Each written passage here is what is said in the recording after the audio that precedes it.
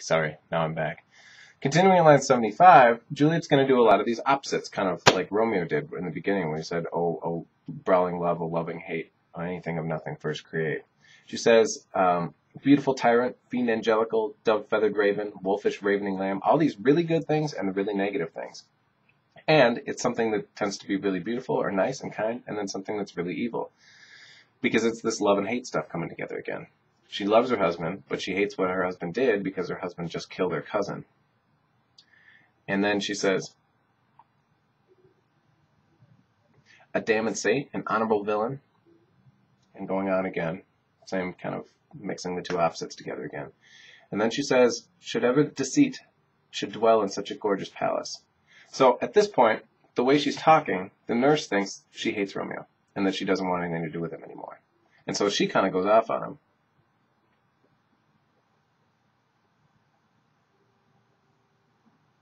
She says, there's no faith, no honesty in men. They're all evil. You can't trust any of them.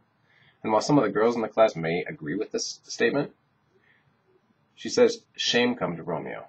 Okay? And basically, if it was up to the nurse, this would be the end of the marriage right here. And it's probably, that's probably a justifiable reaction to it.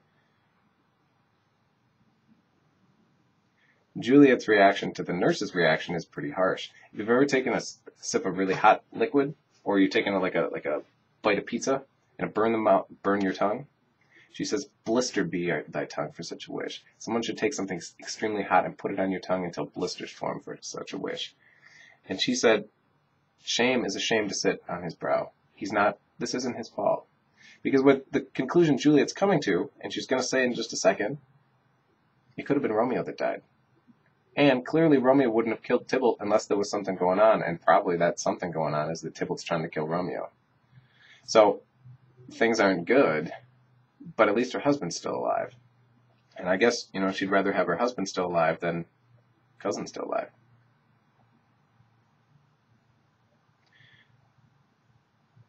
The nurse says, will you speak well of him that killed your cousin? And then Juliet says, so am I supposed to talk bad about my husband? What am I supposed to do? And she said, I want to apologize to Romeo right now. I wish there was a way that I could take back what I said. Basically, it comes down to Tybalt or Romeo. And Tybalt tried to kill him, so Romeo had to do what he had to do. At this point, and we're at about line 105, Juliet's angry with herself for being so angry at Romeo. Because she says, Tybalt's dead that would have slain my husband. I should be comforted by this. Okay, it's really, things turned out, things aren't good, clearly, but things are better than they could have been.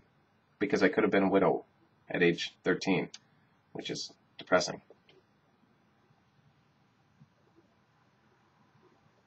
But then, all of a sudden, the word banished comes back.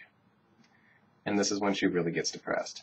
Because, to some extent, in her mind, and again, this is why teenagers work better in this play, it's hard to think into the future when you're young.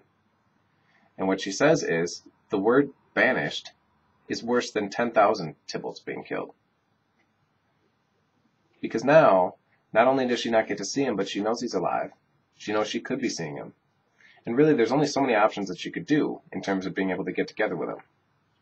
A young girl at that time would only have so many options. She feasibly could run away from her family, but that involves abandoning her family and never seeing them again. And she's not really crazy about that. But she says, I would rather have father, mother, anyone dead than this. Right near the end, before nurse speaks again, Romeo's banished. There's no end, there's no limit, there's no measure.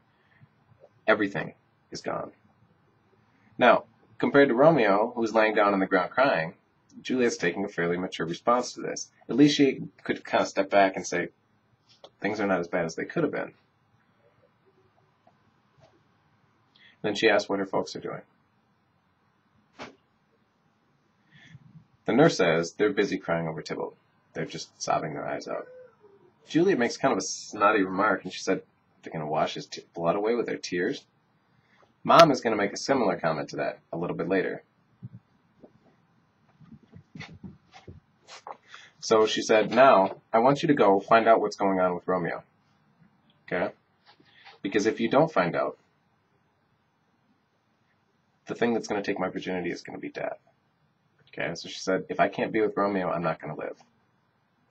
Now, there's another one of those instances where you got to kind of step back and say, do you buy this? From the beginning, I mean, they just met at the party. They kissed. They didn't even know each other's names. And this is the next day.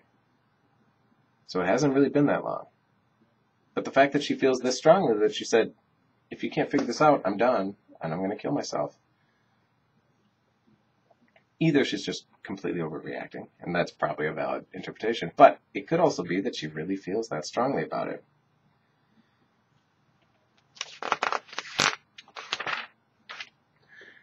The nurse said, I'm going to go find him at Friar Lawrence's cell, and then we'll come back and talk. Juliet says, okay, that's fine. Here, give him my ring, because that way it can be kind of a symbol or a token to let him know that I'm doing okay.